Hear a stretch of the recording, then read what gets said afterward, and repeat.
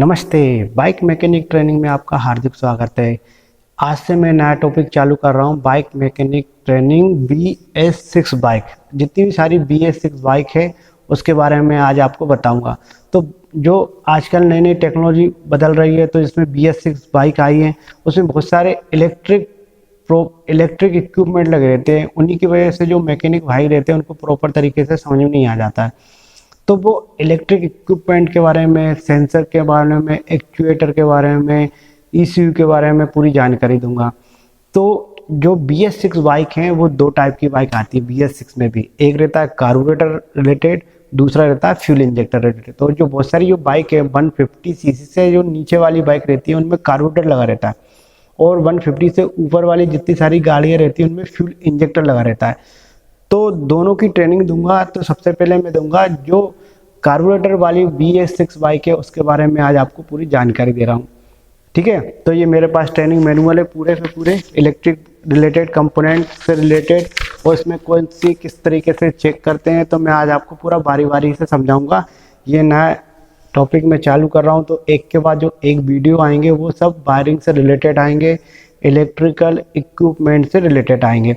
तो आप मेरे वीडियो को देखते रहोगे तो आपको बहुत सारी चीज़ समझ में आ जाएगी। और आपको ये सब मैं आपको बता रहा हूँ, लेकिन आपको प्रैक्टिकली करना होगा। जो सेंसर के बारे में बता रहा हूँ तो आपको सेंसर को खोलना पड़ेगा। बहुत सारी चीज़ें तो मैं खुद खोल के और आपको फिट करके बताऊँगा और चेक करके बताऊँगा, लेकिन जो ट्रेनिंग दे रहा हूँ तो मैं ट्रेनिंग के हिसाब से देता हूँ।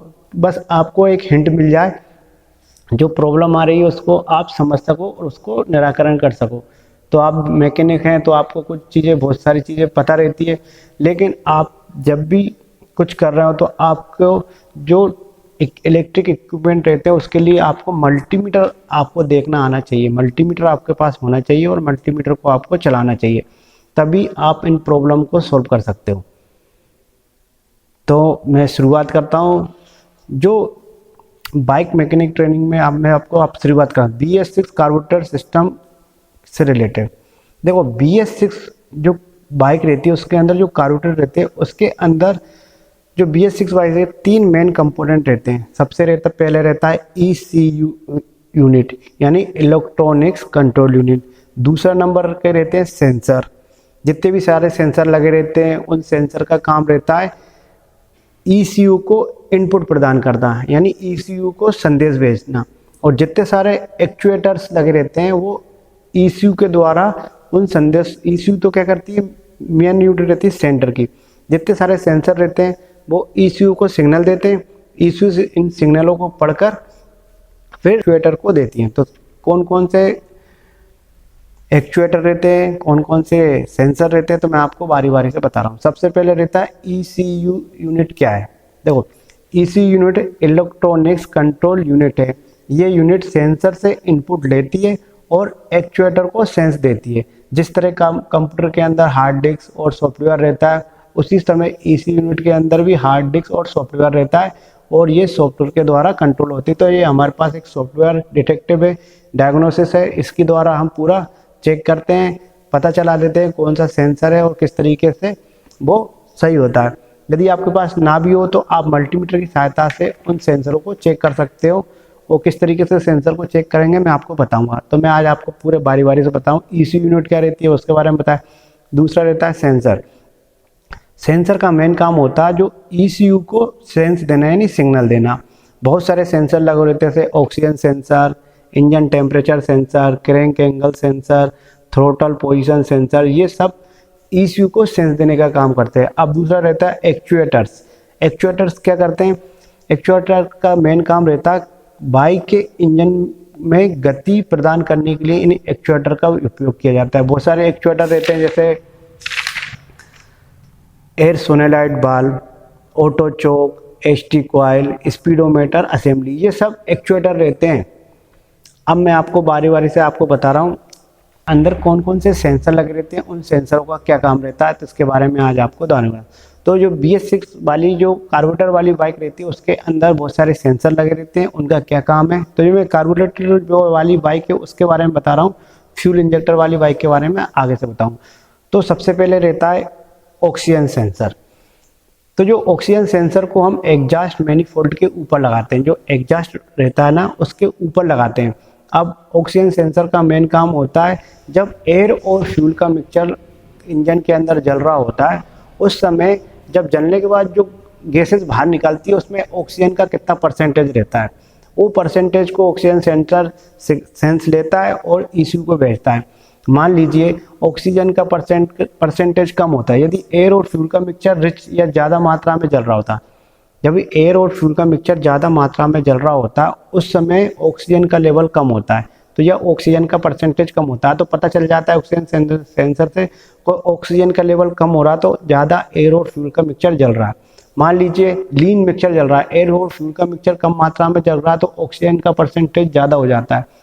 तो ये सिग्नल ईसीयू को भेजती है, फिर ईसीयू क्या करता है, वो डिटेक्ट करता है और एयर और फ्यूल के मिक्सचर को बराबर मात्रा में इंजन के अंदर भेजता है। तो इस तरह ऑक्सीजन सेंसर का बहुत इंपॉर्टेंट काम हो जाता है।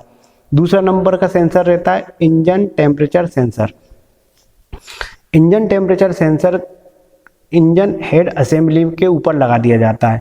इसका मेन काम होता है ईसीयू को संदेश देना है। तो ये सब इनपुट डिवाइस, तो जो ये ईसीयू को ओनली इंजन टेम्परेचर सेंसर का मेन काम होता है इंजन के अंदर कितना टेम्परेचर जनरेट हो रहा है, उस टेम्परेचर वाले सिग्नल को वो ईसीयू को भेजता है। यदि टेम्परेचर ज़्यादा है उस समय कितनी एयर और फ्यूल मिक्सचर की ज़रूरत पड़ती है, कितनी टाइमिंग की ज़रूरत पड़ती है, तो ये सब ईसीयू सेट करती है।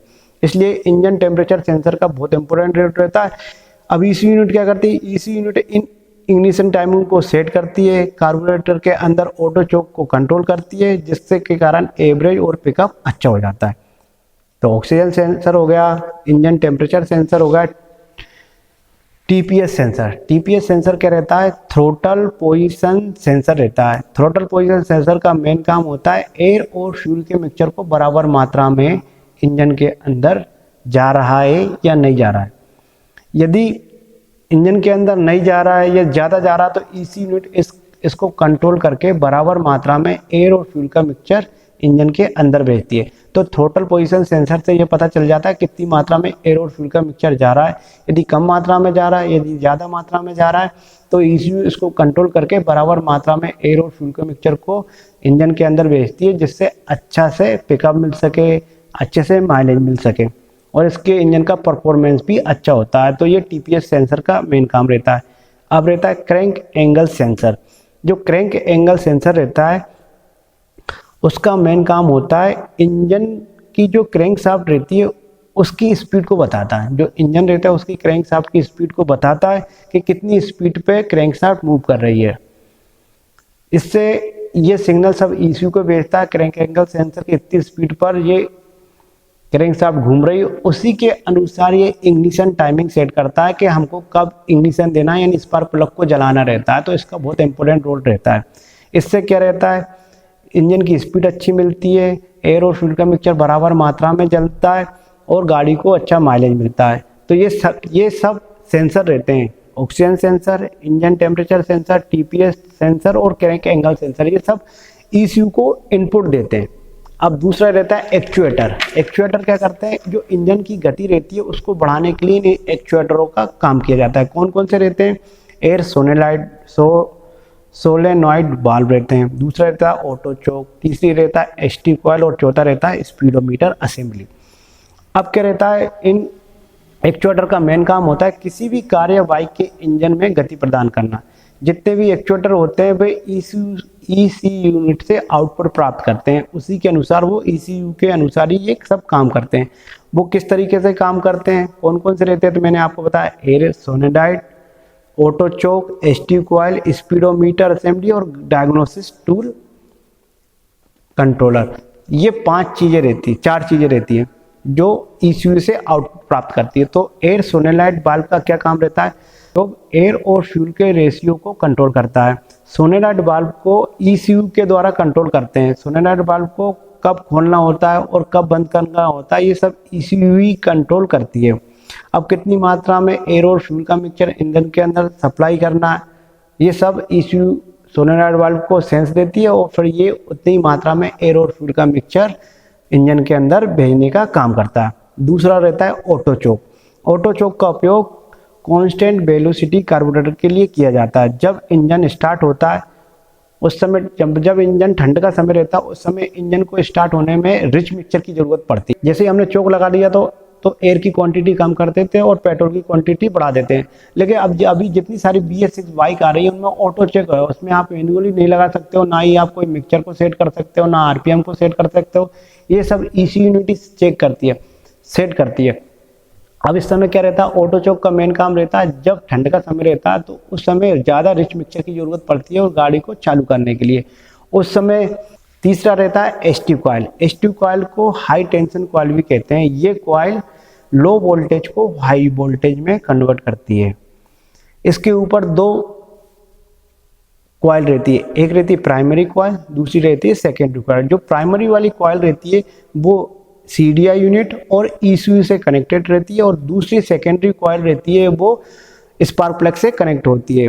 तो एसटी कॉइल का मेन काम रहता है लो वोल्टेज को हाई वोल्टेज में कन्वर्ट करना, तभी स्पार्क प्लग इसको स्पार्किंग देता है। मान लो 1500 वोल्ट है तो ये 15000 वोल्ट में कन्वर्ट करके ही स्पार्क प्लग को देती है, जिससे एयर और फ्यूल मिक्सचर आसानी से जल जाता है। अब रहता है स्पीडोमीटर असेंबली। यदि कोई भी BS6 बाइक में कोई भी प्रॉब्लम आ रही तो स्पीडोमीटर असेंबली में वो ब्लिंकिंग करने लग जाती है। उससे हम समझ सकते हैं कि इसके अंदर जो प्रॉब्लम हो रही है, ये सेंसर काम नहीं कर रहा है, तो ब्लिंकिंग करने लग जाती है। जैसे ही हम उसको सही कर देते हैं तो ब्लिंकिंग करना बंद हो जाती है। ये सब रहती है, ये आउटपुट डिवाइस रहती है। तो मैंने आज आपको बताया BS6 बाइक कार्बोरेटर से रिलेटेड कौन कौन से सेंसर रहते हैं और कौन कौन से एक्चुएटर होते हैं। आज आपको बता रहा हूँ जो BS6 बाइक रहती है जिसमें कार्बोरेटर लगा रहता है, उसके अंदर एक ऑटो चोक होता है। उसका क्या काम रहता है, देखो जो BS6 से जो पहले वाली बाइक है उसमें क्या मैनुअली हम ऑटो यानी चोक लगा लेते थे और गाड़ी चालू हो जाती थी ठंड के समय। चोक का मेन काम होता है एयर की सप्लाई को कम कर देना और पेट्रोल की सप्लाई को बढ़ा देना, जिसकी वजह से एयर और फ्यूल का मिक्सचर रिच बनता है। ज़्यादा क्वांटिटी में पेट्रोल रहता है और कम क्वांटिटी में एयर रहती है, जिसकी वजह से गाड़ी चालू हो जाती है। लेकिन जो BS6 बाइक आ रही है उसके अंदर ऑटो चोक आ रहा है, जिसको हम मैनुअली नहीं लगा सकते, वो ऑटो चोक के द्वारा ही वो चालू होती है। तो ऑटो चोक का मेन काम रहता है BS6 बाइक में एयर और फ्यूल का मिक्सचर टेम्परेचर के अनुसार इंजन के अंदर भेजना।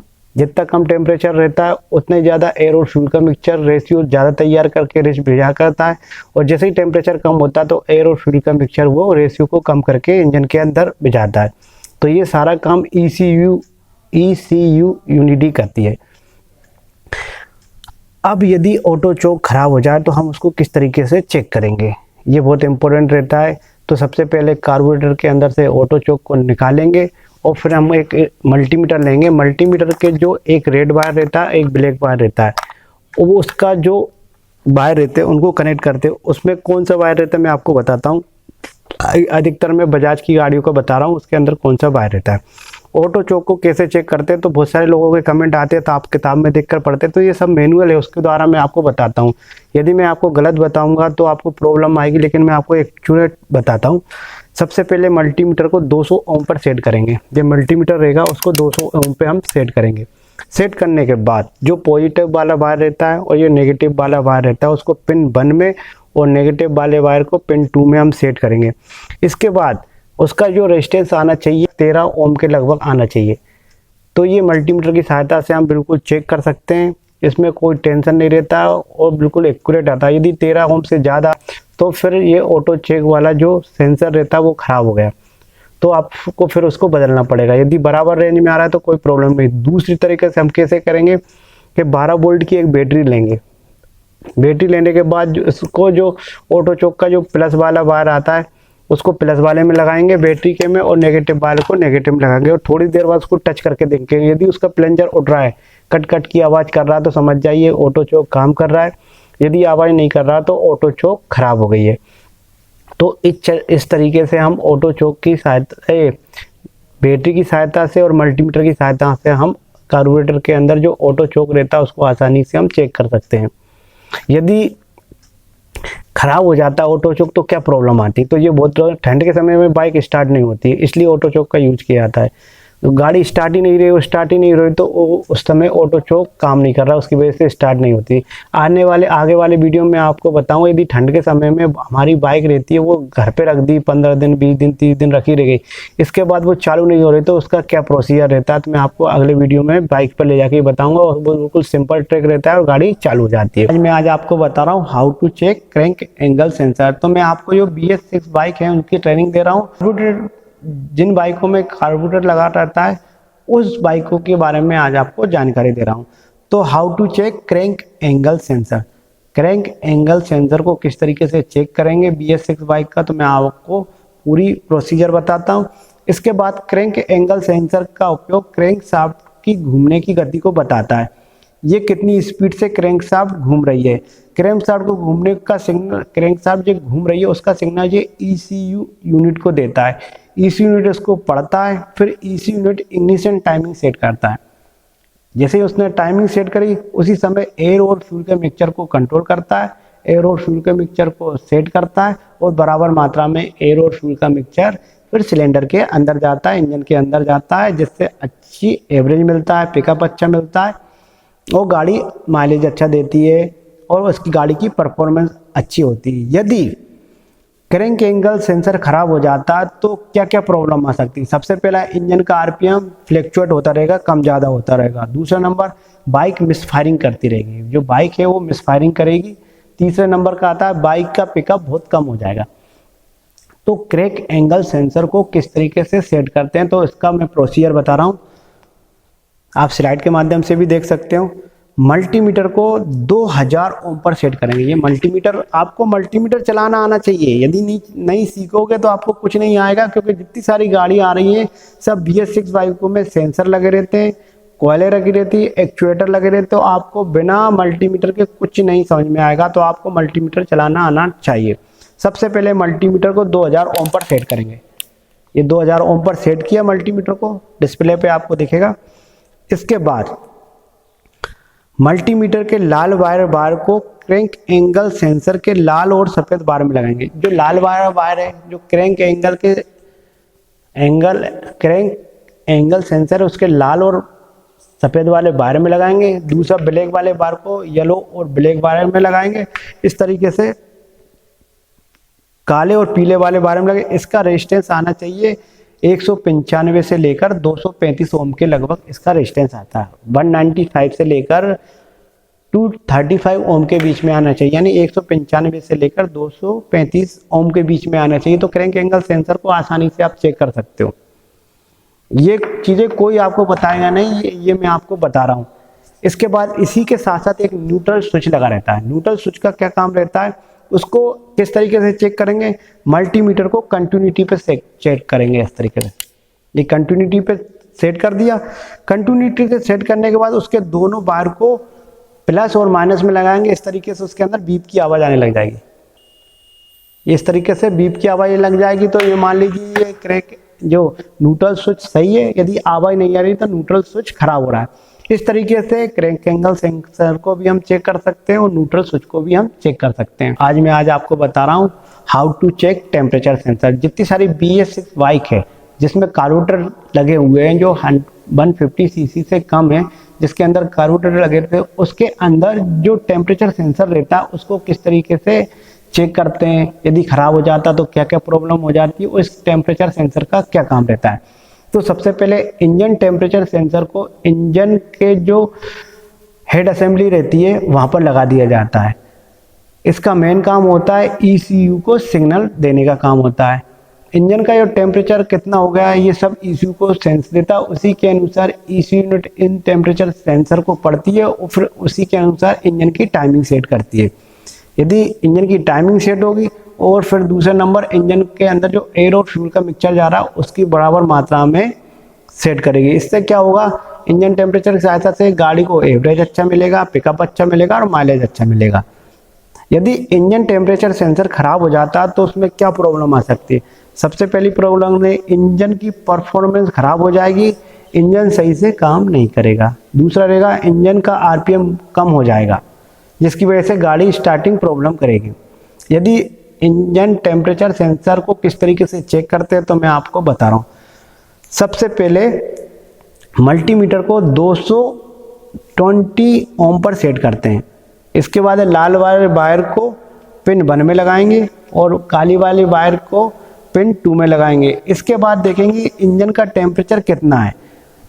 इसके बाद हम देखेंगे इंजन का टेम्परेचर कितना है। तो इंजन का जो चार्ट है, मैं आपको बता रहा हूँ, ये चार्ट है, इसमें इंजन का टेम्परेचर रहता है। यदि टेम्परेचर कम है, इंजन का टेम्परेचर कम है, तो उस समय इसका रेजिस्टेंस आएगा 29.3 और इंजन का टेम्परेचर ज़्यादा है, मान लो 50 डिग्री है, तो उस समय इसका टेम्परेचर आएगा 3.9 के लगभग इसका टेम्परेचर आएगा, सॉरी रेजिस्टेंस आएगा। यदि 0 डिग्री टेम्परेचर है तो इसका रेजिस्टेंस 29.3 के लगभग आएगा, यानी 29.3 के लगभग आएगा। और यदि इसका टेम्परेचर ज़्यादा उस समय रेजिस्टेंस 3.9 के लगभग आएगा। यदि इससे कम ज़्यादा आ रहा है तो ये सेंसर खराब हो गया, तो आप इसको बदल दो। आज आपको बता रहा हूँ how to check temperature sensor. जितनी सारी BS6 बाइक है जिसमें कार्बोरेटर लगे हुए हैं, जो 150 सीसी से कम है, जिसके अंदर कार्बोरेटर लगे थे, उसके अंदर जो टेम्परेचर सेंसर रहता है उसको किस तरीके से चेक करते हैं, यदि खराब हो जाता तो क्या क्या प्रॉब्लम हो जाती है, उस टेम्परेचर सेंसर का क्या काम रहता है। तो सबसे पहले इंजन टेम्परेचर सेंसर को इंजन के जो हेड असेंबली रहती है वहाँ पर लगा दिया जाता है। इसका मेन काम होता है ECU को सिग्नल देने का काम होता है। इंजन का जो टेम्परेचर कितना हो गया है ये सब ECU को सेंस देता है, उसी के अनुसार ECU unit in temperature sensor को पढ़ती है और फिर उसी के अनुसार इंजन की टाइमिंग सेट करती है। यदि इंजन की टाइमिंग सेट होगी और फिर दूसरा नंबर इंजन के अंदर जो एयर और फ्यूल का मिक्सचर जा रहा है उसकी बराबर मात्रा में सेट करेगी। इससे क्या होगा, इंजन टेम्परेचर की सहायता से गाड़ी को एवरेज अच्छा मिलेगा, पिकअप अच्छा मिलेगा और माइलेज अच्छा मिलेगा। यदि इंजन टेम्परेचर सेंसर खराब हो जाता है तो उसमें क्या प्रॉब्लम आ सकती है। सबसे पहली प्रॉब्लम में इंजन की परफॉर्मेंस खराब हो जाएगी, इंजन सही से काम नहीं करेगा। दूसरा रहेगा इंजन का RPM कम हो जाएगा, जिसकी वजह से गाड़ी स्टार्टिंग प्रॉब्लम करेगी। यदि इंजन टेम्परेचर सेंसर को किस तरीके से चेक करते हैं तो मैं आपको बता रहा हूँ। सबसे पहले मल्टीमीटर को 220 ओम पर सेट करते हैं। इसके बाद लाल वाले वायर को पिन 1 में लगाएंगे और काली वाली वायर को पिन 2 में लगाएंगे। इसके बाद देखेंगे इंजन का टेम्परेचर कितना है। इसके बाद हम देखेंगे इंजन का टेम्परेचर कितना है। तो इंजन का जो चार्ट है, मैं आपको बता रहा हूँ, ये चार्ट है, इसमें इंजन का टेम्परेचर रहता है। यदि टेम्परेचर कम है, इंजन का टेम्परेचर कम है, तो उस समय इसका रेजिस्टेंस आएगा 29.3 और इंजन का टेम्परेचर ज़्यादा है, मान लो 50 डिग्री है, तो उस समय इसका टेम्परेचर आएगा 3.9 के लगभग इसका टेम्परेचर आएगा, सॉरी रेजिस्टेंस आएगा। यदि 0 डिग्री टेम्परेचर है तो इसका रेजिस्टेंस 29.3 के लगभग आएगा, यानी 29.3 के लगभग आएगा। और यदि इसका टेम्परेचर ज़्यादा उस समय रेजिस्टेंस 3.9 के लगभग आएगा। यदि इससे कम ज़्यादा आ रहा है तो ये सेंसर खराब हो गया, तो आप इसको बदल दो। मैं आज आपको बता रहा हूँ how to check oxygen sensor और लैम्बडा सेंसर। देखो, ऑक्सीजन सेंसर का मेन काम रहता है ऑक्सीजन की कितनी परसेंटेज रहता है वो ECU को बजाना। ऑक्सीजन सेंटर एक इनपुट डिवाइस रहती है जो ECU को इनपुट देती है, फिर ECU ही कंट्रोल करता है सारी की सारी प्रोसेस। तो जो ऑक्सीजन सेंसर रहता है वो एग्जॉस्ट मैनिफोल्ड के ऊपर लगा दिया जाता है। अब क्या रहता है, ऑक्सीजन सेंसर का मेन काम रहता है, मैंने आपको बताया ऑक्सीजन का परसेंटेज ECU को बताना। अब वो किस तरीके से बताता है, जब कार्बोरेटर के द्वारा एयर और फ्यूल का मिक्सचर सिलेंडर हेड के अंदर जाता है, जाने के बाद जब वो एयर और फ्यूल का मिक्सचर जलता है, जलने के बाद कितनी क्वांटिटी में, कितनी मात्रा में ऑक्सीजन का परसेंटेज बाहर निकल रहा है, तो ये मेजर करता है। यदि ऑक्सीजन का परसेंटेज कम मात्रा में निकल रहा है तो समझ जाइए एयर और फ्यूल का मिक्सचर ज़्यादा जल रहा है। एयर और फ्यूल का मिक्सचर कम मात्रा में सिलेंडर के अंदर जल रहा है तो उस समय ऑक्सीजन का परसेंटेज काफ़ी ज़्यादा होता है। तो हम इससे मेजर कर सकते हैं। ऑक्सीजन सेंसर इन लेवल को मेजर करता है, मेजर करने के बाद ये फिर ECU यूनिट को इनपुट देता है, फिर ECU यूनिट फिर इसको कंट्रोल करती है और बराबर मात्रा में मिक्सचर सिलेंडर हेड के अंदर भिजाता है। तो ये काम ऑक्सीजन सेंसर का रहता है। By the way, oxygen sensor खराब हो जाता है तो क्या क्या प्रॉब्लम आ सकती है। सबसे पहले ऑक्सीजन सेंसर यदि खराब हो जाता है तो एयर फ्यूल का मिक्सचर ज़्यादा मात्रा में या कम मात्रा में सिलेंडर हेड के अंदर जाएगा। यदि ज़्यादा मात्रा में एयर फ्यूल का मिक्सचर सिलेंडर के अंदर जा रहा है तो आपको साइलेंसर से ब्लैक धुआं दिखना चालू हो जाता है। यदि कम मात्रा में एयर फ्यूल का मिक्सचर साइलेंसर जा रहा है तो क्या नाम से गाड़ी स्टार्टिंग ट्रबल होगी, गाड़ी मिसिंग करेगी और प्रॉपर तरीके से पिकअप नहीं देगा, जो मेन प्रॉब्लम रहती है।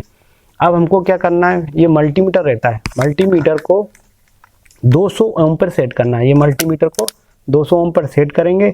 सेट करने के बाद इसका प्लस वाला वायर प्रोब और नेगेटिव वाले प्रोब को हम लगाएंगे ऑक्सीजन सेंसर के ऊपर, और इसका जो सेंस आना चाहिए 1 ओम्स के लगभग आना चाहिए और 25 डिग्री के लगभग इसका टेम्परेचर होना चाहिए और 1 ओम के लगभग आना चाहिए, तो ऑक्सीजन सेंसर बराबर काम कर रहा होता है। आज आपको बताऊं हाउ टू चेक सोनोलाइट वाल्व। जो सोनोलाइट वाल्व रहता है उसको किस तरीके से चेक करते हैं BS6 कार्बोरेटर बाइक को। तो जो मैं अभी ट्रेनिंग आपको दे रहा हूँ, BS6 वाली जो बाइक रहती है उसके अंदर जो कार्बोरेटर लगा रहता है उसके बारे में आज आपको जानकारी दे रहा हूँ। उसके अंदर जो सोलेनॉइड वाल्व लगा रहता है वो किस तरीके से काम करता है, यदि वो खराब हो जाता है तो क्या प्रॉब्लम आती है और उसको किस तरीके से चेक करते हैं। तो सबसे पहले एयर सोलेनॉइड वाल्व का उपयोग कार्बोरेटर के अंदर एयर और फ्यूल के रेशियो को कंट्रोल करने के लिए किया जाता है। सोलेनॉइड वाल्व को ECU के द्वारा कंट्रोल किया जाता है। सोलेनॉइड वाल्व को कब खोलना रहता है और कब बंद करना रहता है, ये सब ECU यूनिटी कंट्रोल करती है। जैसे ही कंट्रोल हो जाता है तो ये बराबर मात्रा में एयर और फ्यूल का मिक्सचर इंजन के अंदर सप्लाई करता है, भेजता है, जिससे अच्छा पिकअप परफॉर्मेंस गाड़ी को अच्छा मिलता है, माइलेज अच्छा मिलता है। By the way, air fuel यदि सोलेनॉइड वाल्व खराब हो जाता है तो क्या क्या प्रॉब्लम आ सकती है, तो ये इंपॉर्टेंट चीज़ है। सबसे पहले प्रॉब्लम आएगी उसका RPM कम होता रहेगा या फिर ज़्यादा बढ़ जाएगा वाल्व के खराब होने, सोलेनॉइड वाल्व के खराब होने। माइलेज पर बहुत बड़ा असर पड़ेगा, माइलेज आपकी गाड़ी माइलेज नहीं देगी, बाइक मिस फायरिंग करेगी, क्योंकि प्रॉपर तरीके से उसको एयर और फ्यूल का मिक्सचर बराबर मात्रा में नहीं आएगा तो गाड़ी मिसिंग करेगी, एवरेज नहीं मिलेगा, RPM नहीं मिलेगा और पिकअप नहीं मिलेगा। ये सब समस्याएं हो जाती है। अब आपको किस तरीके से चेक करना है, how to check solenoid valve, उसको किस तरीके से चेक करता है, तो आप बिल्कुल ये लिख लीजिए। मैं आपको पूरा मेरे वीडियो को स्टॉप करके आप इन चीज़ों को लिख लेना, ठीक है। तो सबसे पहले सोलेनॉइड वाल्व को कार्बोरेटर से निकालेंगे। अब मल्टीमीटर को 200 ओम, जो मल्टीमीटर रहता है ना उसको जो 200 ओम पर सेट करेंगे, मल्टीमीटर को 200 ओम पर सेट करेंगे। सेट करने के बाद इसका रेजिस्टेंस चेक करेंगे। तो जो सोलेनॉइड वाल्व के पॉजिटिव और नेगेटिव वाले बार को इसके पॉजिटिव वाले बार और नेगेटिव वाले बार में मिलाएंगे, मल्टीमीटर को 200 पर सेट करेंगे। इसके बाद इसका जो रेजिस्टेंस आएगा वो आएगा 48.6 से लेकर 59.4, यानी 48.6 से लेकर 59.4 के बीच में आना चाहिए। ये यदि इतना रेजिस्टेंस आ रहा है तो आपका सोलेनॉइड वाल्व सही है, यदि रेजिस्टेंस कम आ रहा है तो सोलेनॉइड वाल्व खराब हो रहा है, तो फिर आपको इसको बदल देना है। तो इसको और दूसरे तरीके से भी इसको चेक कर सकते हैं। एक बैटरी लेंगे, बैटरी मान लीजिए बैटरी है, बैटरी को लेंगे और दोनों सोलेनॉइड वाल्व के जो टर्मिनल रहेंगे उसको पॉजिटिव और नेगेटिव बैटरी से कनेक्ट करेंगे। कनेक्ट करने के बाद उसके अंदर टिक टिक की साउंड आना चाहिए। जैसे ही टिक टिक की साउंड आ रहा है तो समझ लीजिए ये सही है, और यदि नहीं आ रहा है तो ये खराब है। तो दो तरीके से सोलेनॉइड वाल्व को चेक कर सकते हैं, एक तो आप रेजिस्टेंस के द्वारा चेक कर सकते हैं, दूसरा आप उसको 12 वोल्ट DC बैटरी के साथ चेक कर सकते हैं। अब मेरा जो टॉपिक चल रहा है वो BS6 बाइक के जितने सारे सेंसर रहते हैं, जितने सारे एक्चुएटर रहते हैं, उनको किस तरीके से चेक करते हैं और उनकी वजह से क्या क्या प्रॉब्लम आती है। तो आज आपको रहा हूँ how to check TPS sensor. जो TPS सेंसर रहता है, थ्रोटल पोजीशन सेंसर रहता है, वो उसका क्या काम रहता है, यदि वो खराब हो जाए तो उसके अंदर क्या क्या समस्या आ सकती है और उसको किस तरीके से चेक करते हैं। सबसे मेन रहता है TPS सेंसर का मेन काम रहता है, TPS को बोलते हैं थ्रोटल पोजीशन सेंसर। जो हमारा एक्सेलेटर वायर रहता है ना वो थ्रोटल को ही कंट्रोल करता है, इसलिए इसको थ्रोटल पोजीशन सेंसर बोलते हैं। इसका मेन काम होता है एयर और फ्यूल के मिक्सचर को बराबर मात्रा में इंजन के अंदर जा रहा है या नहीं जा रहा है, उसको बराबर मात्रा में इंजन के अंदर भेजने का काम थ्रोटल पोजीशन सेंसर करता है। यदि कम मात्रा में जा रहा है या ज़्यादा मात्रा में जा रहा है तो ये क्या करता है, सब ECU के द्वारा कंट्रोल होता है। तो इसको एक बराबर मात्रा में भेजने के लिए थ्रोटल पोजीशन सेंसर का काम होता है। यदि इस सेंसर से ये फ़ायदा होता है कि इंजन को बराबर टॉर्क मिलता है और अच्छा माइलेज मिलता है, इसलिए ये सब सेंसर लगा दिए गए हैं BS6 बाइक में, और इसके अंदर पोल्यूशन भी बहुत कम होता है। यदि TPS सेंसर खराब हो जाता है तो आपको क्या प्रॉब्लम आ सकती है? यदि थ्रोटल पोजीशन सेंसर खराब हो जाता है तो क्या क्या प्रॉब्लम आ सकती है? तो प्रॉब्लम नंबर 1, इंजन का RPM कम ज़्यादा होता रहेगा, इंजन का RPM रहेगा वो बढ़ जाएगा फिर कम हो जाएगा, क्योंकि प्रॉपर तरीके से एयर और फ्यूल का मिक्सचर उसके अंदर नहीं जाएगा। दूसरा, बाइक का माइलेज बहुत कम हो जाएगा, हो सकता है रेस मिक्सचर जा रहा है तो उसकी वजह से एयर और फ्यूल का मिक्सचर ज़्यादा मात्रा में जा रहा है तो उसको फिर एवरेज आपकी बाइक में नहीं मिलेगा। दूसरा, गाड़ी मिसफायरिंग करेगी, बाइक में का पिकअप बहुत कम हो जाएगा, बाइक का जो पिकअप रहेगा वो बहुत कम हो जाएगा, TPS सेंसर खराब हो जाता है, उसकी वजह से 4-5 प्रॉब्लम आने लग जाती है। तो आप समझ जाए कि ये प्रॉब्लम आ रही, तो उसको फिर किस तरीके से TPS सेंसर को हम चेक करते हैं। तो सबसे पहले TPS सेंसर को निकालेंगे, अब उसको किस तरीके से चेक करेंगे, तो जो इनपुट वोल्टेज रहेगा उसको सबसे पहले मल्टीमीटर रहेगा, मल्टीमीटर को हम ये लिख लेना 20 वोल्ट DC पर सेट करेंगे, 20 वोल्ट DC पर सेट करेंगे। इसके बाद मल्टीमीटर की जो रेड वाली और ब्लैक वाली रहती है उसको हम पॉजिटिव वाली वायर रहेगा उसको पॉजिटिव वाले वायर से लगाएंगे, नेगेटिव वाला वायर रहेगा उसको नेगेटिव वाले वायर से लगाएंगे। तो ये मेरे पास एक मैनुअल है, उसमें जो वायर का जो कलर है मैं आपको बताता हूँ। तो ये रेड ब्लू वायर को हम मल्टीमीटर के प्रोब को पॉजिटिव को, जो पॉजिटिव वाली वायर है, यदि आपको प्लेटिना CT100 है तो उसके अंदर का जो कलर कोड है रेड और ब्लू वाला रहेगा उसमें लगाएंगे रेड वाले को, और काले वाले को लगाएंगे पीली और काली वाले वायर में लगाएंगे। उस समय लगाने के बाद इसका वोल्टेज 4.9 से लेकर 5.1 आना चाहिए। तो ये TPS सेंसर का जो वोल्टेज आना चाहिए 4.9 से लेकर 5.1 के लगभग आना चाहिए। दूसरा, मल्टीमीटर को फिर 20 वोल्ट DC पर सेट करेंगे, जो इसका राड वाले को हम ग्रीन और येलो वाले वायर से लगाएंगे, और ब्लैक वाले वायर को हम लगाएंगे येलो और ब्लैक वाले वायर से लगाएंगे। अब उसके बाद हम इसको जो थ्रोटल रहेगा उसको थोड़ा सा ओपन करेंगे, जो एक्सीलेटर रहता है थोड़ा सा ओपन करेंगे। ओपन करने के बाद इसका जो रेजिस्टेंस आना चाहिए वो आना चाहिए 4 से लेकर 4.5 वोल्ट के लगभग, इसके अंदर जो वोल्टेज आना चाहिए 4 से लेकर 4.5 के लगभग आना चाहिए। यदि इनपुट और आउटपुट वोल्टेज सही आ रहा है तो TPS सेंसर सही है, इनपुट वोल्टेज और आउटपुट वोल्टेज सही आ रहा है तो ये TPS सेंसर सही है। यदि कम आ रहा है तो फिर TPS सेंसर को बदलना पड़ेगा। तो आशा करता हूँ ये वीडियो आपको अच्छा लगा होगा। यदि वीडियो आपको अच्छा लगे तो प्लीज़ मेरे वीडियो को लाइक करें, मेरे चैनल को सब्सक्राइब करें। तो thank you for watching this video. मैं प्रकाश कुमार सैनी, थैंक यू।